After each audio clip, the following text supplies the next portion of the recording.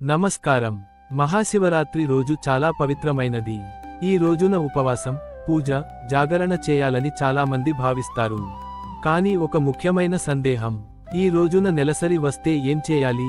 మొదటిగా ఒక విషయానికి గుర్తుంచుకోండి. నెలసరి అనేది సహజమైన శరీర ప్రక్రియ. ఇది అపవిత్రం కాదు, తప్పు కాదు. కాబట్టి భయపడాల్సిన అవసరం లేదు. మీ శరీరం అలసటగా ఉంటే ఉపవాసం బలవంతంగా చేయకండి. ఆరోగ్యం ముఖ్యము. విశ్రాంతి తీసుకోవడం కూడా సమంజసం. సంప్రదాయాల ప్రకారం కొన్ని కుటుంబాల్లో లేదా దేవాలయాల్లో ఈ రోజుల్లో పూజలో ప్రత్యక్షంగా పాల్గొనరు.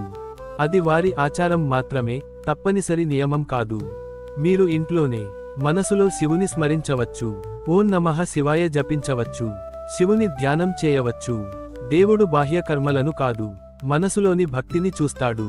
కాబట్టి ఆందోళన పడకుండా శాంతిగా ఉండండి. మీ ఆరోగ్యాన్ని చూసుకోండి. భక్తితో శివుని స్మరించండి. శివుని ఆశీస్సులు మీతో ఉండాలి.